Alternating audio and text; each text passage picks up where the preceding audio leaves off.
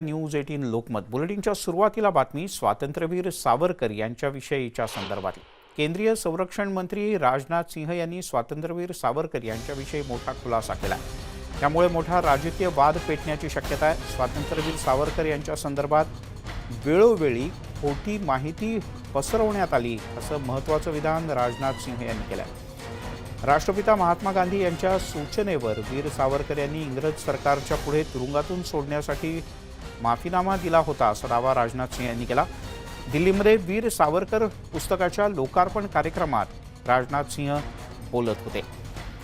तर सावरकरांचं हिंदुत्व हाच खरा राष्ट्रवाद असल्याचं राष्ट्रीय स्वयंसेवक संघाचे सरसंघचालक डॉक्टर मोहन भागवत यांनी म्हटलंय। सध्या देशामध्ये राष्ट्रीयता तोडण्याचं काम सुरू असल्याचंही भागवत म्हणाले होते।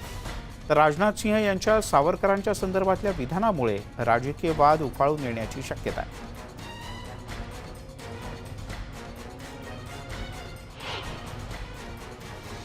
बार बार यह बात कही गई कि उन्होंने अंग्रेजी सरकार के सामने अनेकों मर्सी पिटीशन फाइल की, लेकिन सच्चाई है कि मर्सी पिटीशन उन्होंने अपने को रिहा किए जाने के लिए नहीं फाइल की थी।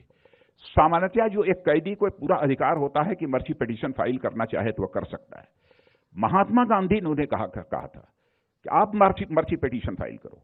महात्मा गांधी के कहने पर उन्होंने मर्सी पिटीशन फाइल की थी और महात्मा गांधी ने अपनी तरफ से यह अपील की थी। उन्होंने कहा था यदि सावरकर जी को रिहा किया जाना चाहिए, जैसे हम शांतिपूर्ण तरीके से आजादी हासिल करने के लिए आंदोलन चला रहे हैं, वैसे ही सावरकर जी भी आंदोलन चलाएंगे। यह बात महात्मा गांधी जी ने कही थी। लेकिन उनको बदनाम करने के लिए इस प्रकार की कोशिश की जाती है कि मर्सी पिटीशन फाइल की थी, उन्होंने क्षमा याचना मांगी थी, अपनी रिहाई की बात कही थी। यह सब सारी बातें बेबुनियाद और गलत हैं। वास्तविक राष्ट्रीयता है, उसका प्रथम उद्घोष इन तीनों ने किया है और सावरकर जी को टीका का लक्ष्य बनाते समय ऐसा भी लिखा गया है कि सावरकर जी ऐसे क्यों बने, इन तीन लोगों के विचारों के कारण ऐसे बने। क्योंकि लक्ष्य व्यक्ति नहीं है, लक्ष्य है भारत की ये राष्ट्रीयता जो पूरे दुनिया को जोड़ने का एक मार्ग उजागर करती है और लोग जुड़ जाए तो जिनके दुकान बंद होंगे उनको लगता है कि ये नहीं होना चाहिए।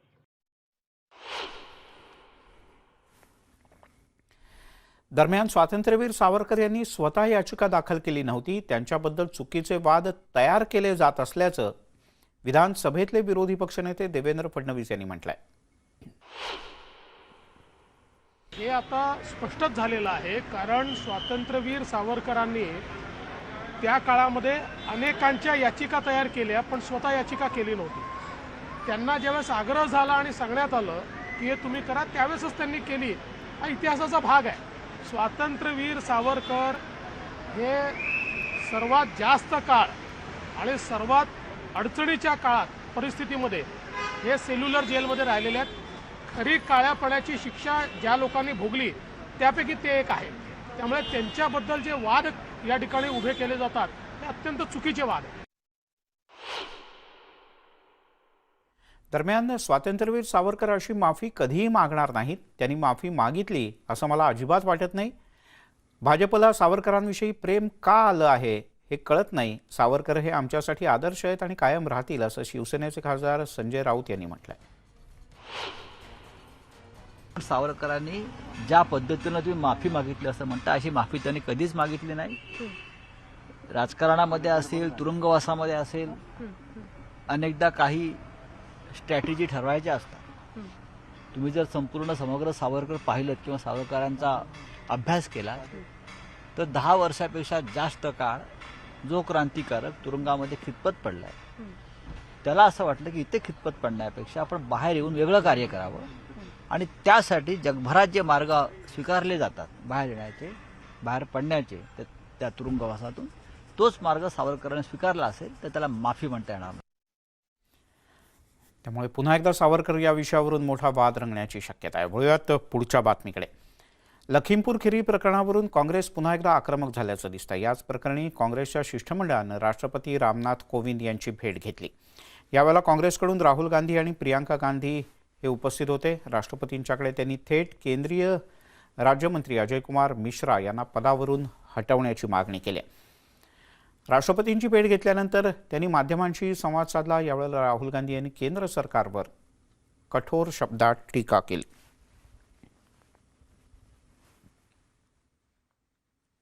और हमने उनसे कहा कि देखिए, ये सिर्फ इन परिवारों की आवाज नहीं है, ये हिंदुस्तान के हर किसान की आवाज है. उस आवाज को कुचला जा रहा है, दबाया जा रहा है. और इस व्यक्ति ने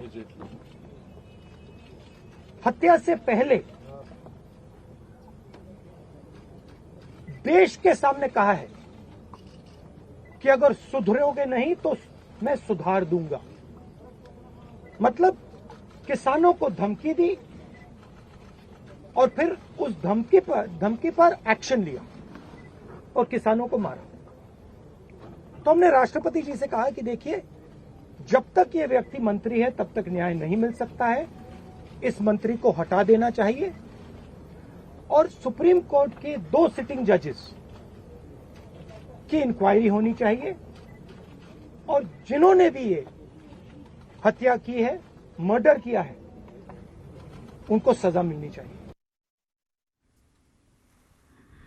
लखीमपुर खेरी में शहीद किसान और श्री रमेश कश्यप जो पत्रकार थे, उनके परिजनों से मिले तो जैसे राहुल जी ने कहा, वे सिर्फ न्याय चाहते हैं और उनके लिए न्याय का मतलब ये है कि सिटिंग जजेस द्वारा जांच की जाए, एक निष्पक्ष जांच हो. और सबसे महत्वपूर्ण मुद्दा उन्होंने ये उठाया कि जो गृह राज्य मंत्री हैं देश के, जो अपराधी के पिता हैं, उनकी बर्खास्तगी की जाए. उनका ये मानना है कि जब तक इनकी बर्खास्तगी नहीं होगी तब तक निष्पक्ष जांच नहीं हो सकती और अपराधियों को सही सजा नहीं मिलेगी.